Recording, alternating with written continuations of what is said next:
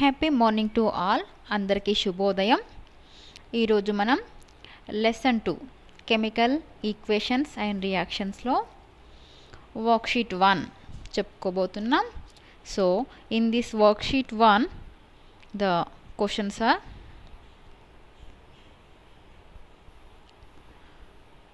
మొదటి ప్రశ్న. ముందుగా మీరు దీన్ని స్క్రీన్ షాట్ తీసుకోవాలనుకుంటే తీసుకోండి. నేను కొద్దిసేపు దీన్ని ఆపుతాను. ఎస్, ఇవి తెలుగు మీడియంలో మొదటి 4 ప్రశ్నలు. తర్వాత ఇవి బహుళ ఐచ్ఛిక ప్రశ్నలు, మల్టిపుల్ చాయిసెస్.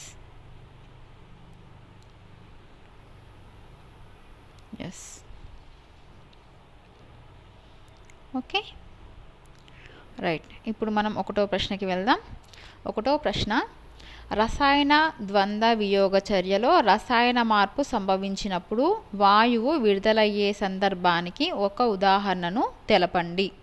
ఇది ప్రశ్న. మరి ఇంగ్లీష్ మీడియంలో కూడా ఈ ప్రశ్న ఏంటో చూద్దాం.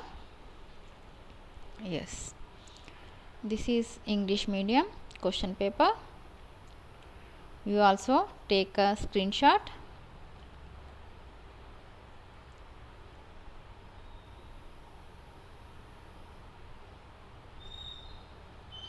Okay, right.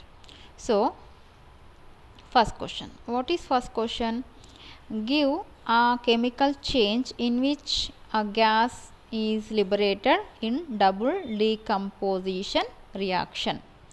So first of all, in 9th class we already studied about types of reactions: chemical combination, decomposition, displacement and double displacement or double decomposition. రసాయన చర్యలో 4 రకాలుగా మనం 9వ తరగతిలో చదువుకున్నాం. రసాయన సంయోగ చర్య, వియోగ చర్య, స్థానభ్రంశము, ద్వంద్వ వియోగము. ఈ ద్వంద్వ వియోగానికి మనకిప్పుడు ఒక ఎగ్జాంపుల్ రాయమంటున్నాడు. అది కూడా ఒక వాయువు విడుదలయ్యే సందర్భం. అంటే దాంట్లో ఒక గ్యాస్ అనేది మనకి లిబరేట్ అవ్వాలి. అట్లాంటి దానికి ఉదాహరణ మనం ఇప్పుడు రాయబోతున్నాం. Okay, see this. ఇది double displacement or double decomposition రియాక్షన్కి ఒక ఉదాహరణ. దీంట్లో మనకి క్లియర్గా ఇక్కడ చూసినట్టయితే గ్యాస్ అనేది CO2 అనేది ఎవాల్వ్ అవుతుంది. కాబట్టి ఈ రియాక్షన్ని మనం ఎగ్జాంపుల్గా రాయొచ్చు. This is calcium carbonate plus HCl gives calcium chloride, water and carbon dioxide. So you have to right this one as the example. రసాయన ద్వంద్వ వియోగము, దాంట్లో కూడా వాయువు విడుదలయ్యే సందర్భానికి ఇది ఒక ఎగ్జాంపుల్. సో దీన్ని మీరు మొదటి ప్రశ్నకి జవాబుగా రాయాలి. ఓకే, రెండవ ప్రశ్న.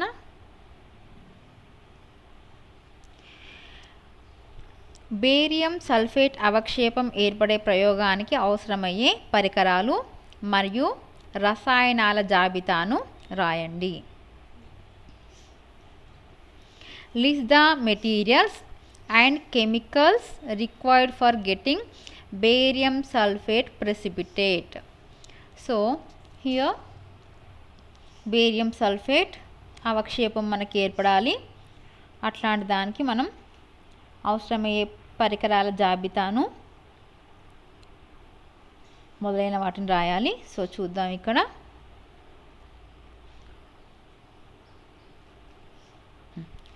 చూడండి, ఇక్కడ కృత్యం 2లో ఏదైతే ఉందో ఇవే మనకి అవసరమైన పదార్థాలు. ఏమిటి? ఒక బీకరు 100 ml నీటిని తీసుకొని కొద్దిగా సోడియం సల్ఫేట్ను కలపండి. మరొక బీకర్లో 100 ml నీటిని తీసుకొని కొద్దిగా బేరియం క్లోరైడ్ని కలపండి. ఓకే, పై 2 బీకర్లో ద్రావణాల రంగులను పరిశీలించండి. ఎలాంటి రంగు ఉండదు. ఇక్కడ మనకి బేరియం సల్ఫేట్ ఏర్పడాలంటే మనం ఏం చేస్తున్నాం? బీకర్స్ తీసుకుంటున్నాం. కాబట్టి కావాల్సిన పదార్థాలు ఏమిటి? ఒకటవది బీకరు, రెండవది నీరు, మూడవది సోడియం సల్ఫేట్, నాలుగవది బేరియం క్లోరైడ్. ఇవి మనకు కావాల్సిన పదార్థాలు. వీటిని తీసుకొని మనం ఏం చేస్తున్నాం చూడండి. ఇక్కడ ఇది సోడియం సల్ఫేటు బీకర్లో ఉంది, ఇది బేరియం క్లోరైడ్ బీకర్లో ఉంది. కలిపినప్పుడు మనకి ఏమవుతుంది? బేరియం సల్ఫేట్ అవక్షేపం, బేరియం సల్ఫేట్ ప్రెసిపిటేట్ ఇక్కడ మనకి ఏర్పడుతుంది. చూడండి, దీనికి ఎలాంటి రంగు లేదు, దీనికి ఎలాంటి రంగు లేదు. కలిపినప్పుడు మాత్రం మీకు ఇక్కడ తెల్లటి రంగు గల పదార్థం ఏర్పడడం మీరు గమనించవచ్చు. ఇదే barium sulphate. So simply you have to write the list of material. Those are, first one beaker, రెండు బీకర్లు మనకు కావాలి కాబట్టి మీరు ఇక్కడ రెండు బీకర్లు అని రాయాలి. రెండు బీకర్లు, రెండవది నీరు, మూడవది బేరియం క్లోరైడ్, బేరియం క్లోరైడ్, నాలుగవది sodium sulphate.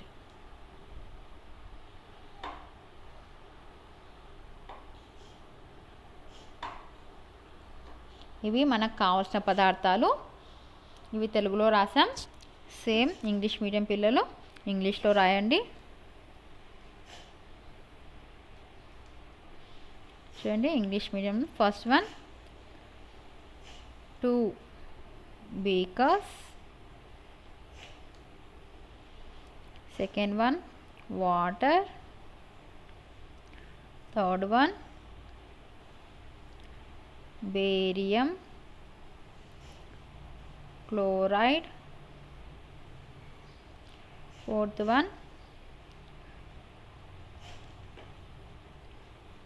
one sodium sulfate.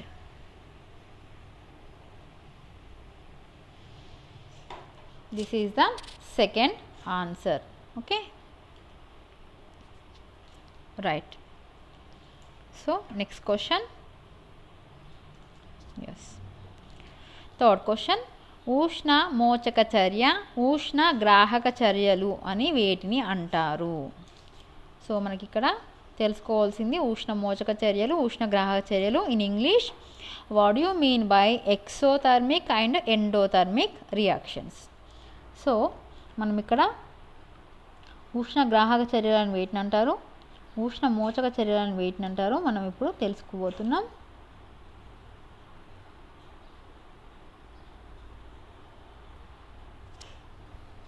ఇక్కడ చూడండి, రసాయన చర్య ఉష్ణ మోచకం అంటే ఉష్ణం విడుదల కావడం, లేదా ఉష్ణ గ్రాహకం అంటే ఉష్ణం గ్రహించబడడం కావచ్చు. అంటే మనకి ఇక్కడ ఉష్ణ మోచకం అంటే ఉష్ణం విడుదల కావడం అని అర్థం, ఉష్ణ గ్రాహకం అంటే ఉష్ణం గ్రహించబడడం అని అర్థం. కాబట్టి మీరు మూడవ ప్రశ్నకి ఉష్ణ మోచక చర్య అంటే ఉష్ణం విడుదల కావడం, ఉష్ణ గ్రాహక చర్య అంటే ఉష్ణం గ్రహించబడడం అని రాయాలి. ఓకే, మరి సేమ్ ఫర్ ఇంగ్లీష్ మీడియంకి ఏం రాయాలో చూద్దాం. Yes, so see here, chemical changes may be exothermic or endothermic, that is heat may be liberated or absorbed.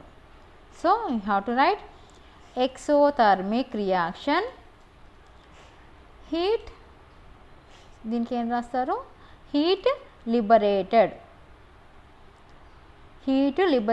reaction. So you have to write heat liberated reaction. Endothermic, that is heat absorbed, not absorbed, absorbed reaction. So in English you have to write exothermic reaction is heat liberated reaction, endothermic reaction means heat absorbed reaction. Okay, next one, భౌతిక మార్పు రసాయన మార్పులను ఉదాహరణ ద్వారా వివరిస్తూ రెండింటికి మధ్య గల తేడాలను తెలపండి. Illustrate physical change and chemical change with examples and differentiate them. So first of all you have to know what is physical change and what is chemical change. Okay, so see here, physical change. What is a physical change? Physical change is a temporary change in which the substance never loses its characteristic properties. So this is the definition of physical change. And examples are here. H2O, this is solid, means ice, that is becoming liquid. H2O, that means water becoming into liquid state. This is solid, this is liquid. There is no chemical change. This is a physical change. And here H2O, that means water, this is in the form of liquid, here L, and this is becoming as vapor.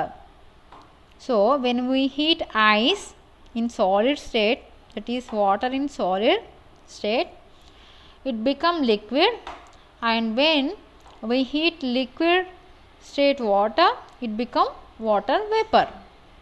So here melting of ice, boiling of water into vapor, these two are physical changes. And breaking up a ceramic ball into pieces, this is also a physical change. And what about chemical change? So see here, you have to write change in nature of substance and formation of new substances is known as chemical change. Examples: burning of crackers, digestion of food, powdered lime added to water. Okay, these are chemical changes. So you have to write this one as chemical change. In Telugu,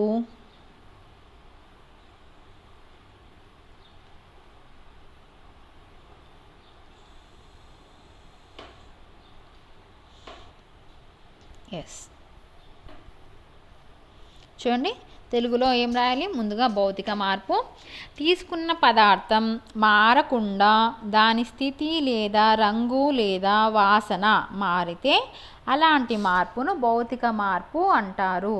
ఉదాహరణ: మంచుగడ్డ నీరుగా మారడం, నీరు నీటి ఆవిరిగా మారడం, పింగాణి గిన్నెను కింద వేస్తే పగిలిపోయి ముక్కలుగా మారడం మొదలగునవి. ఇవన్నీ కూడా భౌతిక మార్పులకి ఉదాహరణలు. ఇక్కడ మనం భౌతిక మార్పు అంటే ఏంటో ముందుగా రాస్తున్నాం. మరి తర్వాత మనం రాయాల్సింది ఏంటి? రసాయనిక మార్పు. రాసాయనిక మార్పు, తీసుకున్న పదార్థ స్వభావం పూర్తిగా మారిపోయి దాని స్థానంలో కొత్త లక్షణాలున్న పదార్థం ఏర్పడితే అలాంటి మార్పును రసాయన మార్పు అంటారు. ఉదాహరణకి టపాకాయలు కాల్చడం, ఆహారం జీర్ణం కావడం, పొడి సున్నానికి నీరు కలపడం ద్వారా తడి సున్నం ఏర్పడడం మొదలగునవి. ఈ రసాయన మార్పునే మనం రసాయన చర్య అని అంటున్నాం. ఇది మీ 4వ ప్రశ్నకి సమాధానం.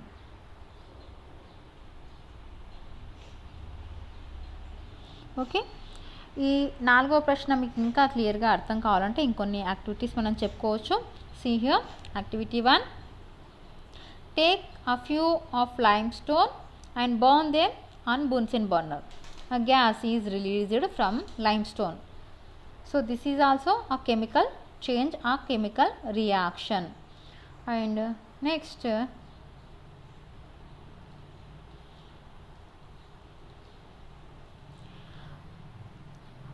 take about 1 gram of quicklime, that is calcium oxide, in a beaker. Add 10 ml of water to this. Lime water is formed in the beaker. Touch the beaker with your finger to feel hot. So in chemical changes, what is happening? There are some changes occurring. Those are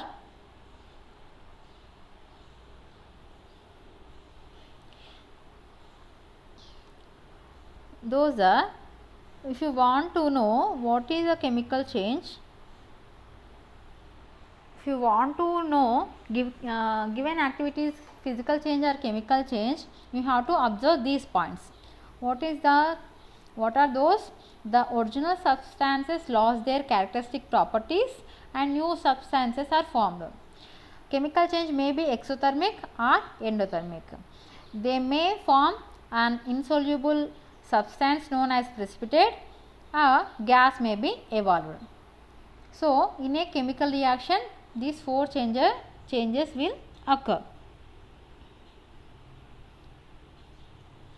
మనము ఒక చర్య మనకి ఒక కృత్యం ఇచ్చినప్పుడు అది రసాయన చర్య జరిగిందా లేదా తెలుసుకోవాలి అంటే ఈ 4 లక్షణాలు దానికి ఉన్నాయా లేదా మనం నిర్ధారించాలి. ఎలా?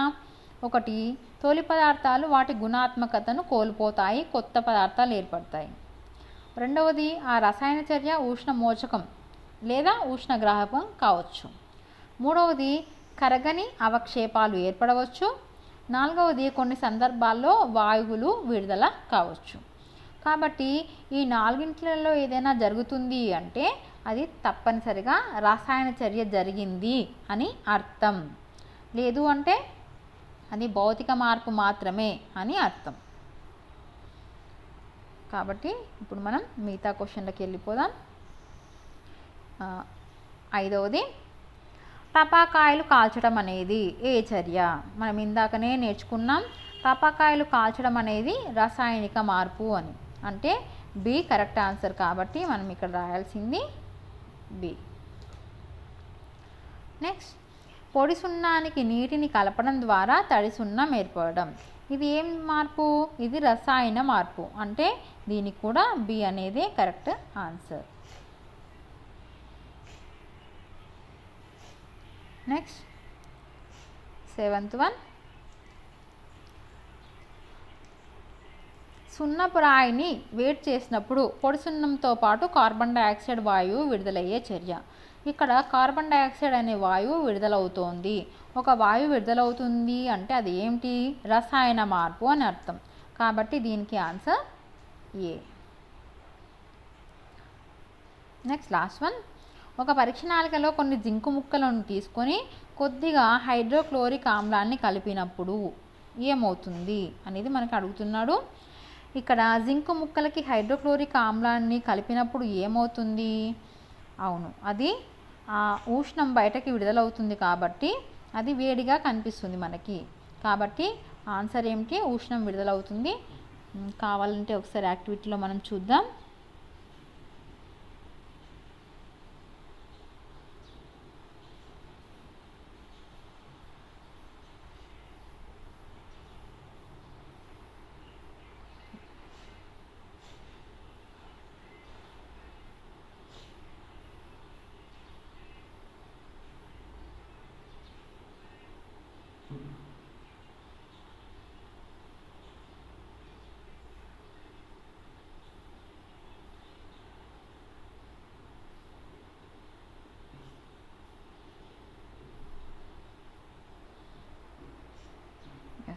కాబట్టి ఇక్కడ ఆన్సర్ ఏమిటి? ఉష్ణం విడుదల అవుతుంది, సి. ఓకే, సేమ్ ప్రశ్నలు మరి ఇంగ్లీష్ మీడియంలో ఏమిటి ఒకసారి చూద్దాం.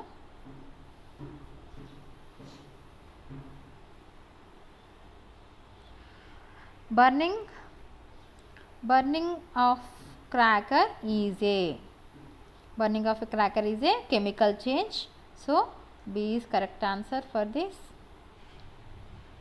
Adding water to powder lime this is also a chemical change. So B is correct answer. Next, heating of limestone given carbon dioxide and powdered lime, this is A. So here carbon dioxide is evolving, so a gas evolving is a symbolic of chemical change. So this is a chemical change. So A is correct answer. When dilute hydrochloric acid is added to zinc pieces, what will be happen? heat is liberated. So here C is correct answer.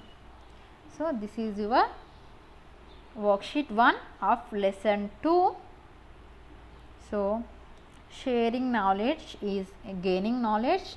So share with your friends. Thank you all.